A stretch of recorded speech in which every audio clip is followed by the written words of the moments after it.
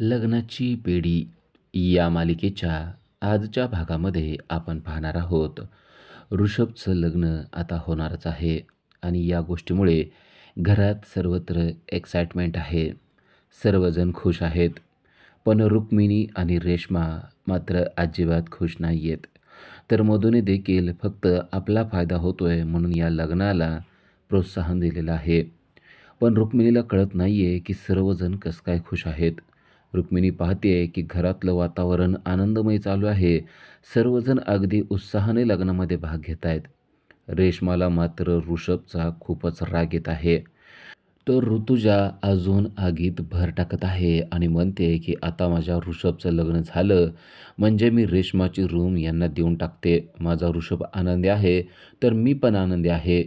ती मुद्दाम रेश्माला खिजवत आहे. रेश्माला या सर्व गोष्टींचा खूप राग येतोय आणि रुक्मिणी देखील या लग्नाच्या अगदी विरोधातच आहे. पण आता स्वतः राघव देखील या लग्नाला प्रोत्साहन देतोय म्हणल्यानंतर तिचं काहीच चालत नाहीये.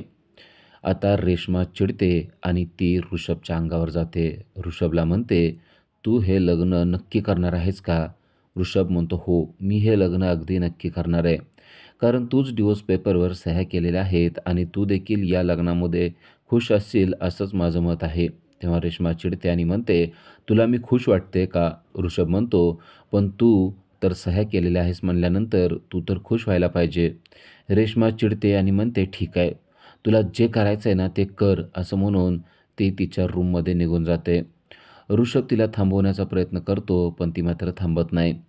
तेव्हा सिंधू म्हणते, की "तू काही काळजी करू नको. मी सगळं काही व्यवस्थित करणार आहे ऋषभ. तू फक्त तुझ्या मतावर ठाम राहा." तर इकडे रुक्मिणी अजूनही अस्वस्थ आहे. रुक्मिणीला कळत नाही, की सर्वजण त्या सिंधूच्या होला हो का म्हणत आहेत. तिने तर ऋषभचा घात केलेला आहे. गोड बोलून तिने ऋषभ आणि रेश्मा यांच्या सह्या डिव्होर्स पेपरवर घेतलेल्या आहेत. तरी देखील सर्वजण या गोष्टीवर कसं काय खुश असू शकतात. आणि तेवढ्यात तेथे राजश्री आलेले आहे. राजश्री म्हणते, की "तुम्ही ना खूपच टेन्शन घेतायत. काही होणार नाही आहे. तुम्ही ना थोडासा विश्वास ठेवा." रुक्मिणी म्हणते, "विश्वास ठेवा? कोणावर विश्वास ठेवणार आहे?"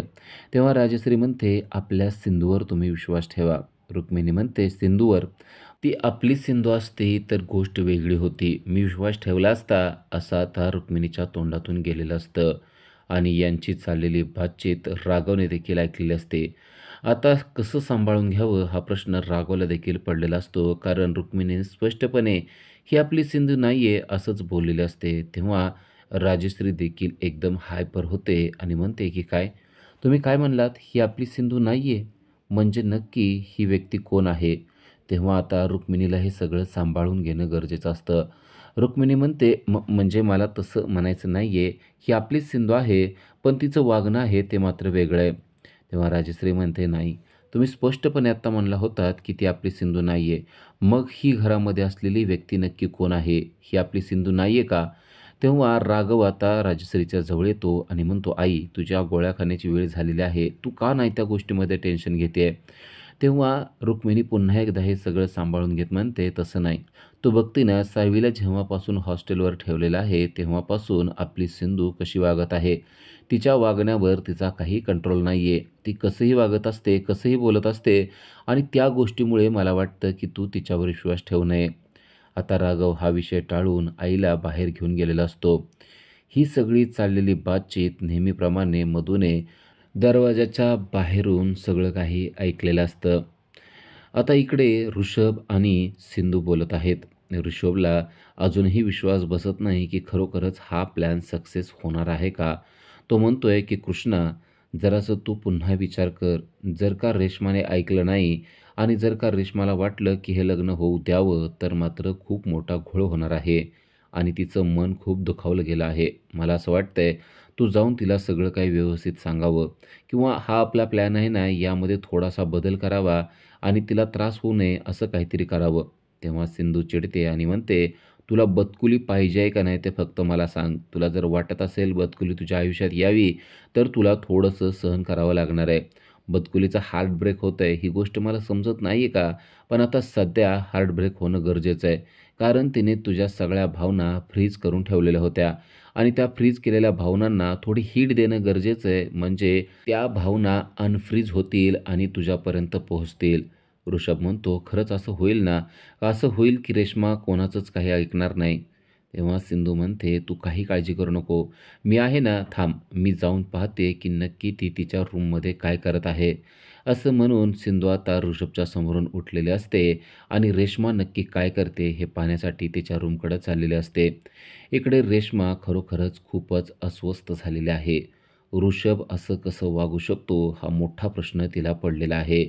खरं तर सिंधूने रेश्माला तिच्या रूममध्ये यासाठी पाठवलेलं असतं की तुझं सगळं साहित्य भरून ठेवलेलं आहे ते सगळं साहित्य गोळा कर आणि आता तू तुझ्या घरी निघून जा.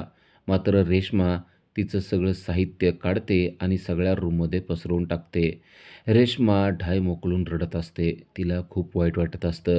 जेव्हा सिंधू आतमध्ये येते तेव्हा रेश्मा रडत असते आणि तिनं घरभर पसारा करून ठेवलेला असतो. सिंधू म्हणते, "हे काय बदकुली, तू तर पाण्यात राहत असते ना, तू तर कपड्यात राहते, असं नाही करायचं." असं म्हणून सिंधूने पुन्हा एकदा सगळे कपडे बॅगमध्ये भरलेले आहेत आणि आता ही रूम आपल्याला सजवायची आहे. त्यामुळं ऋषभचं नवीन आयुष्य इथं सुरू होणार आहे बदकुली, तुला कळतंय ना? आता काही झालं तरी तुझ्या या रडण्याचा काही उपयोग होणार नाही आहे. कारण तू थोडंसं अगोदर जर काही बोलली असती तर काय झालं असतं. पण आता काय होणार नाही आहे. कारण आता त्याचं लग्न होणार आहे. थोड्याच वेळात वकील येतील आणि हे लग्न होऊन जाईल. हे ऐकल्यावर अजून रेश्माला खूपच वाईट वाटायला लागतं आणि रेश्मा म्हणते की असं होणार असेल तर खूपच वाईट होणार आहे. तेव्हा सिंधू तिला सांगते की आता या गोष्टींचा काय उपयोग राहिलेला नाही आहे. तू स्वतः डिव्होर्स पेपरवर सह्या केलेल्या आहेत आणि तुला पण त्याच्यापासून दूर जाण्यातच खुशी आहे ना. तू मागं देखील हेच सांगितलं होतं. त्यामुळे तू आता रडू नको. तू आता या घरातून बाहेर जाण्याचा विचार कर. तेव्हा रेश्मा तिचा कपाटाचा दरवाजा उघडते आणि आतमध्ये तिने कशाप्रकारे ऋषभचे फोटो लावून ठेवलेले आहेत ते सांगते. ऋषभ नव्हता तर या फोटोंकडे बघून आणि या फोटोंना बोलून मी माझा दिवस घालवत होते असं देखील गुपित तिने सिंधूपुढं ओपन केलेलं आहे. सिंधू म्हणते, "पण आता या फोटोंचा देखील काही उपयोग नाही आहे. आता ही रूम त्याच्या बायकोची होणार आहे आणि ते दोघे आता या घरामध्ये नवीन काहीतरी लावतील किंवा त्यांना जे योग्य वाटेल ते करतील. त्यामुळं तू तुझं साहित्य भर आणि या घरातून लवकरात लवकर बाहेर पड आणि होईल तेवढं लवकरात लवकर ऋषभला विसर. कारण आता तो तर तुला विसरूनच जाणार आहे. कारण त्याच्या आयुष्यामध्ये आता खूप चांगली व्यक्ती येणार आहे आणि त्यामुळं तो तर खूपच खुश आहे. तू तर बघितलंच ना आता त्याच्या चेहऱ्यावर आनंद अगदी ओसांडून वाहत आहे. त्यामुळं तू सुद्धा त्याच्या आनंदात स्वतःचा आनंद मान आणि पटकन ही रूम खाली कर. मला ही रूम आता सजवायची आहे. कारण आज त्यांची हनीमूनची नाईट येथे असणार आहे. त्यामुळं तू इथं थांबणं मला तर काही योग्य वाटत नाही." हे सगळं ऐकल्यावर रेश्मावर मोठा डोमच कोसळलेला असतो. तर इकडे शकुंतलाने मधूला फोन केलेला आहे आणि त्या सावीमुळे आम्हाला खूपच त्रास होतोय असं ती सांगत आहे. मधू विचारते, "नक्की काय झालं?" तेव्हा शकुंतला सांगते की आज आमची दिल्लीला अतिशय महत्त्वाची मीटिंग होती. पण या सावीमुळे आम्हाला मीटिंग रद्द करावी लागलेली आहे.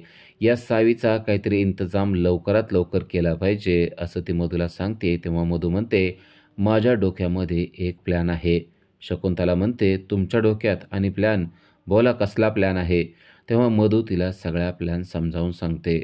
मधूचा प्लॅन ऐकल्यानंतर शकुंतलाला मात्र तो प्लॅन पटत नाही. शकुंतला म्हणते, "हा तुमचा प्लॅन सक्सेस होईल असं तुम्हाला वाटतं का? मला तर वाटतं नेहमीप्रमाणेच हा फेल होणार आहे. त्यामुळं तुमचा प्लॅन मला काय पटलेला नाही आहे."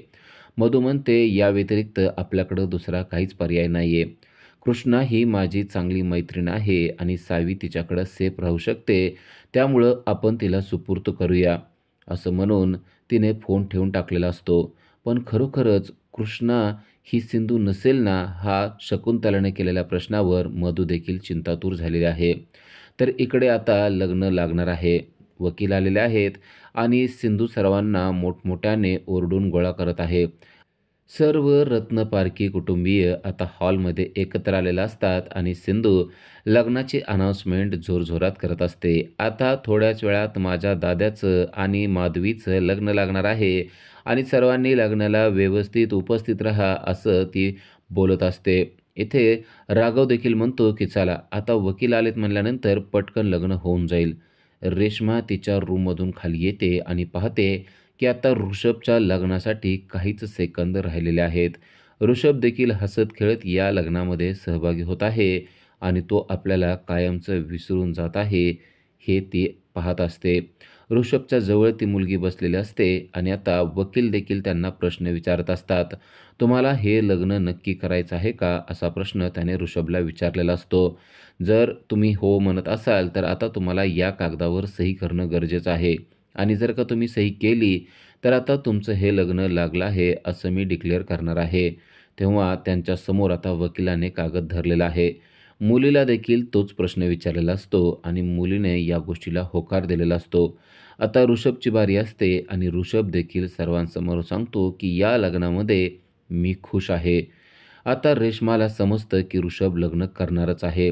रेश्मा चिडते आणि ऋषभला जाब विचारण्यासाठी ती त्याच्यासमोर जाते आणि म्हणते, "तुला लाज वाटली पाहिजे. तू माझ्याशी लग्न केलं होतं तेव्हा तू मला किती विश्वासाने बोलला होतास. शपथ खाल्ली होतीस, कधीही तू मला सोडून जाणार नाहीस आणि आता तू मला सोडून चालला आहेस." ऋषभ म्हणतो, "पण आपला डिव्होर्स झाला आहे ना?" रेश्मा म्हणते, "हो, डिव्होर्स झाला आहे, पण त्यावर मी रागानं सह्या केल्या होत्या. सह्या करताना देखील तू मला थांबवू शकला असता ना, पण तू मला थांबवलं नाहीस. म्हणजे तुला माझ्यापासून लांबच जायचं होतं का?" ऋषभ म्हणतो, "मला कधीसुद्धा तुझ्यापासून लांब जायचं नव्हतं. पण तू माझ्यावर किती शंका घेतेस आणि किती त्रास करून घेतेस, हे मी पाहिलं आहे. मला तुला त्रास द्यायचा नाहीये आणि स्वतःला देखील या गोष्टीचा त्रास करायचा नाहीये." पण रेश्मा त्या मुलीवर चिडते आणि म्हणते, "तुला तरी लाज वाटली पाहिजे होती, की माझ्या ऋषभ बरोबर तू लग्न करते." असं म्हणून ती तिचा घूंगट उघडते तेव्हा त्यामध्ये तिला दिसतं, की ती मुलगी नसून एक मुलगा आहे. म्हणजे ऋषभचं लग्न हे सगळं खोटं होतं, हे आता रेश्माच्या लक्षात आलेलं आहे आणि ऋषभ लग्न करत नाहीयेत या गोष्टीचा आनंद देखील तिला झालेला आपल्याला पाहायला मिळतो. ऋषभ तिला स्वतःच्या जवळ घेतो आणि चाललेली गोष्ट ही नक्की काय आहे, तो आता तिला समजावून सांगणार आहे. उद्याच्या भागामध्ये आपल्याला पाहायला मिळतं, की शकुंतला मधूला म्हणते, आज ऋषभ आणि रेश्माचं पुन्हा एकदा लग्न तिनं लावलेलं आहे. म्हणजे त्या दोघांनाही तिनं पुन्हा एकदा एकत्र आणलेलं आहे. या गोष्टीवरून तुला असं वाटत नाहीये का, ती कृष्ण नसून सिंधूच आहे? कारण रेश्मा आणि ऋषभ यांची ही लव्ह स्टोरी तिने कशाप्रकारे हँडल केली, यावरून तर मला वाटतं, की ती कृष्ण नसून सिंधूच असणार आहे. पण मधू म्हणते, "माझी खात्री आहे, की ती सिंधू नाहीये, ती कृष्णाच आहे. वाटल्यास आपण अजून एक परीक्षा घेऊया." असं म्हणून मधूने शकुंतलाला एक प्लॅन सांगितलेला असतो आणि त्याप्रमाणे ती आता कृष्णाला बोलणार असते. तिने कृष्णाला बोलवून घेते आणि सांगते, की सिंधूची एक मावशी आहे आणि तिला हार्ट अटॅक आलेला आहे. हे ऐकल्यावर सिंधूला मोठा धक्का बसतो. पण आता सिंधू खरोखरच मधूने सांगितल्याप्रमाणे मावशीला हार्ट अटॅक आला म्हणून हॉस्पिटलमध्ये जाईल का? आणि जर का ती हॉस्पिटलमध्ये गेली, तर मधूला जे वाटतंय ते खरं होणार. मधूला जे वाटतंय, की ही कृष्णा नसून सिंधूच आहे, हे सत्य होऊ शकतं. पण आता सिंधू या सर्वामध्ये अडकू शकेल का? का ती मधूलाच मूर्ख बनवेल आणि पुन्हा एकदा मधू किती मूर्ख आहे ते सिद्ध करेल, ते आपल्याला पुढील भागामध्येच पाहायला मिळणार आहे. अशा सिरियलच्या अपडेटसाठी आजच आमच्या चॅनलला सबस्क्राईब करा. Thank you.